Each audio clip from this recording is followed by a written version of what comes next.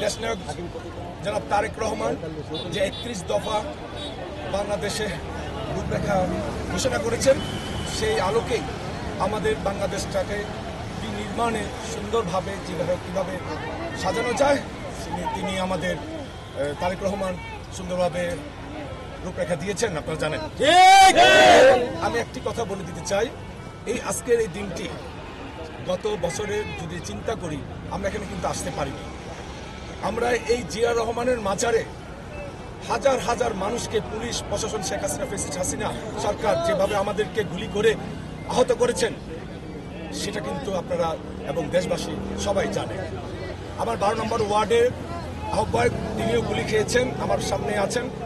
আমাদের ঢাকা মহানগর উত্তরের আহ্বায়ক জননেতা জনাব আমিনুল হক ভাই, তিনিও চরমভাবে আঘাতে তিনি রক্তাক্ত শরীরে অবস্থায় এই আমাদেরকে নিয়েই কিন্তু এরশাদ প্রেসিডেন্ট জিয়া রহমানের মাজারে আমরা উপস্থিত হতে পেরেছিলাম। মনে হয় খুবই জঘন্য একটি কাজ করেছেন এই শেখ হাসিনা।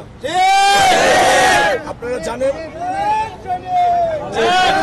4 এবং 5 আগস্ট যদি না হতো, 4 এবং 5 নূতন প্রজন্ম কেন আগামী সংসদ নির্বাচনে ধানের শীষে প্রতীককে নূতন প্রজন্ম কেন বেছে নেব? ধন্যবাদ সাংবাদিক ভাই। আপনারা জানেন দীর্ঘ 17 বছর আমরা যেভাবে গুম, খুন, নির্যাতনের শিকারের মধ্যে দিয়ে বাংলাদেশের প্রতিটা সমাজকে, ছাত্র সমাজকে নিয়ে যেভাবে আমরা আন্দোলন করেছি, আপনারা একটি কথা আমি বলে দিতে চাই, 31 দফার মধ্যে আমাদের দেশ কিভাবে নির্মাণ করা যায় সেটি কিন্তু ওই রূপরেখার মধ্যে আছে। আপনি জানতে পারবেন আমাদের বাংলাদেশে শেখ হাসিনা যেভাবে প্রত্যেকটা প্রতিষ্ঠানকে ধ্বংস করেছে 31 দফার মধ্যে কিন্তু লুকায়িত আছে, আপনারা পড়ে নেবেন।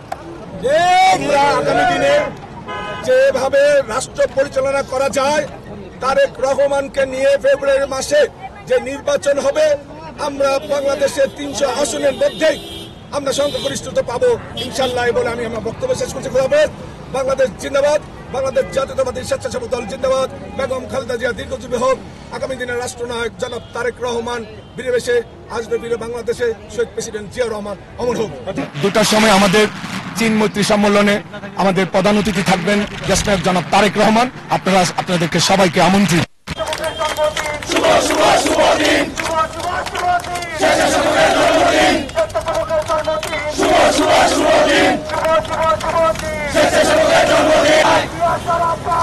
কে বলে রে জিয়া নাই,